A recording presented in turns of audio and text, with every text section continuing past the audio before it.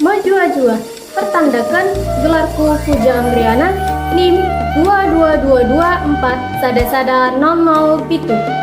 Ijenda aku ngatakan turin-turin ibas suku Karo nari emkap legenda Danau Laukawar.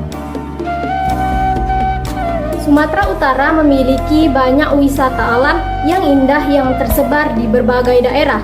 Salah satunya yaitu Danau Laukawar. Danau Laukawar merupakan salah satu destinasi wisata yang populer di kalangan wisatawan. Danau Laukawar terletak di kaki Gunung Sinabung. Danau ini terletak sejauh 30 km dari kota Medan. Danau ini tepatnya berada di Kecamatan Namanteran, Kabupaten Karo, Sumatera Utara. Konon ceritanya, ada sebuah desa subur yang bernama Desa Kawar di Kabupaten Karo. Mayoritas penduduknya bermata pencaharian sebagai petani. Suatu waktu, hasil panen mereka melimpah, bahkan berlipat ganda dibandingkan tahun sebelumnya. Untuk merayakan keberhasilan ini, mereka mengadakan upacara adat yang meriah. Selama upacara, Desa Kawar dipenuhi warna-warni pakaian dan perhiasan. Kaum perempuan sibuk memasak makanan untuk dimakan bersama di upacara tersebut. Pelaksanaan upacara dimeriahkan dengan musik, gendang, guro-guro aron, musik khas masyarakat Karo. Seluruh penduduk hadir dalam upacara tersebut. Namun, kecuali seorang nenek tua yang menderita sakit lumpuh. Tidak ketinggalan pula anak, menantu, dan cucunya turut hadir dalam upacara tersebut. Dalam keadaan demikian, nenek tua itu hanya bisa membayangkan betapa meriahnya suasana pesta itu. Ia merindukan masa remaja saat menari dalam pesta yang sama. Namun, semua itu hanya tinggal kenangan di masa muda si nenek. Kini ia harus menghadapi kesepian dan penderitaan dalam usia senjanya.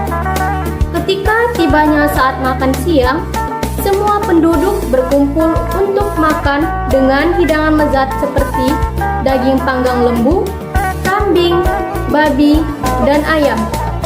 Suasana sejuk membuat mereka sangat berselera, tertawa, dan bercanda. Rasa gembira yang berlebihan membuat mereka lupa diri, termasuk anak dan menantu si nenek. Sementara itu, si nenek di rumah merasa lapar dan menunggu anak dan menantunya untuk mengantar makanan. Namun, tak seorang pun yang datang. Sang nenek pun mencoba mencari makanan di dapur. Tanpa hasil, akhirnya nenek dengan hati yang sedih, ia kembali ke pembaringannya dan menangis. Setelah pesta selesai, sang anak baru ingat tentang ibunya dan segera menyuruh istrinya membungkuskan makanan untuk si nenek. Lalu menyuruh anaknya membawa bungkusan tersebut kepada si nenek. Ketika anak itu tiba di rumah, dengan cepat dia memberi makanan tersebut kepada neneknya, lalu kembali berlari ke tempat upacara. Dengan penuh gembira, sang nenek membuka bungkusan tersebut. Namun, ia menjadi sangat kecewa ketika menemukan bahwa isinya hanya sisa-sisa makanan. Sang nenek merasa sangat kecewa dan bertanya-tanya, apakah mereka telah menganggapnya seperti binatang. Sebenarnya, awalnya bungkusan itu berisi daging panggang yang masih utuh. Namun, di tengah perjalanan pulang, si cucu telah memakan sebagian isi bungkusan tersebut, sehingga yang tersisa hanyalah tulang-tulang. Nenek tua yang tidak mengetahui kejadian sebenarnya menganggap anak dan menantunya telah sengaja melakukan hal itu. Perasaan sedih dan rasa terhina menyelimuti hatinya, dan air matanya pun tak terbendung lagi. Dengan hati penuh kekecewaan, ia memohon kepada Tuhan agar menghukum anak dan menantunya itu. Sesaat setelah doa itu terlontar, tiba-tiba terjadi gempa yang sangat dahsyat.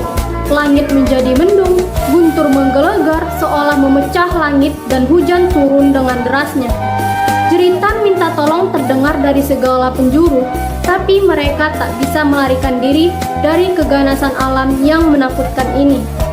Dalam sekejap, desa Kawar yang sebelumnya subur dan makmur tiba-tiba tenggelam. Tak seorang pun penduduknya selamat dari bencana ini.